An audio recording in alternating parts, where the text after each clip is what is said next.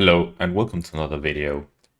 So if you're wondering why there's a webcam on, I will not be doing a webcam during the video, but it's only for the introduction.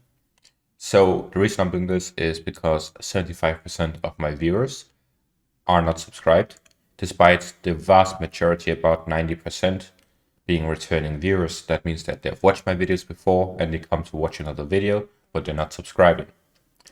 So what do?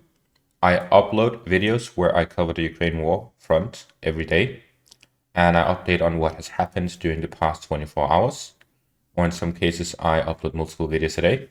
So I take a lot of time to figure out what happened, and then I cut it all down to a few minutes, where I also do some sort of analysis on what's actually happening from my perspective. So if you want to cut off a lot of hours from figuring out what exactly happens, and you can just watch my videos. So make sure to subscribe to come back every time I upload a video, and you'll always know what's going on in only a few minutes. And it's very easy. You just have to click on the subscribe button down below. So I hope you all enjoy this video. Alright, as for today's update, let's get right into it. Starting out in the southern part of the front line, the Russian forces started attacks in the direction of Novodanilivka, which is this village here to the south of Orikhiv in the Zaporizhia front. So here the Russian forces are constantly shelling the front line and sometimes do some probing attacks to see exactly how well fortified and how well the Ukrainians have withstood the artillery strikes. Then we move on to the Donetsk front, where here we see Russian forces attacking the direction of Uledar as they try to advance within this area and into the Desha area to the east of the city.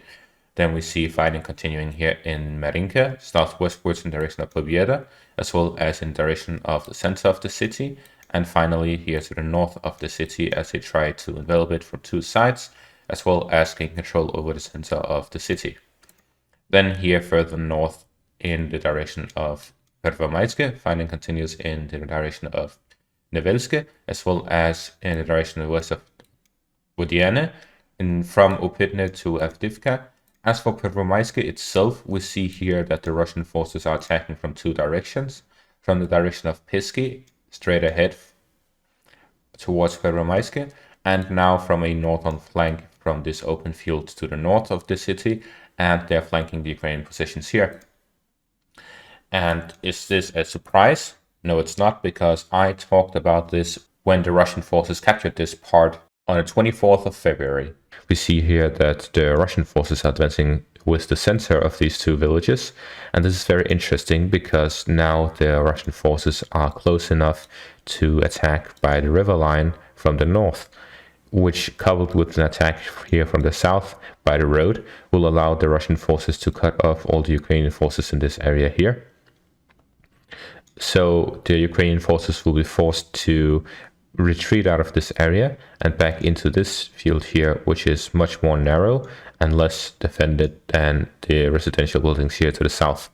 So the Russian forces are essentially enveloping these forces. Then we move on to the Avdiivka area, where fighting is reported by Kamyanka, as well as the Severska area here to the north of Kamyanka, where the Russian forces are doing some probing attacks here in this direction, as well as they attempt to gain a better position to the north of Avdiivka, which will allow them to also start enveloping this city as well, as they see that that is the obvious answer to the Ukrainian strongholds in these major cities by the front line. Then we move on to the Bakhmut front, where here there's a lot of reports to cover. Starting out to the southwest of Klishchivka, the Russian forces are advancing in the direction of Bilaura as they try to advance from these passings across the canal and get a better position, as well as improve their position in the direction of the TO504 highway, where they will attempt to gain further control over the heights here to the south of it, so that they can attack in the direction of Jezhev Yar from a better position than what they have here to the east. Then we see this area here to the east, where the Russian forces are attacking in the direction of the hills and forests southwest of Ivanivske, where they will be able to threaten Ivanivske from a better position than the low ground here to the south of the city. And we also see them attacking directly in the direction of the forest here to the southwest. As for the southwest of Bakhmut itself, the fighting continues here, as reported on last night. The Russian forces are now only 200 meters from physically cutting off the road, which would significantly decrease the amount of supplies going in and out of Bakhmut, as they will have a limited supply line, as the city is already operationally encircled. However, with the attackings on Kromove, as well as the southwest of Bakhmut, the Russians are now threatening a physical encirclement of the city and are now 240 meters away from the main supply line. And for the northern part, they are approximately 870 meters from Kromove, or 1.17 kilometers from the choke point. As for the south of Bakhmut itself, fighting continues here to the east of the cemetery area, as well as to the south of the city, as the Russian forces continue their advances within the residential areas here in the southern front. As for the eastern part of the Bakhmut city, the Russian forces also advance in this direction as they get closer and closer to the Bakhmut of Gareva.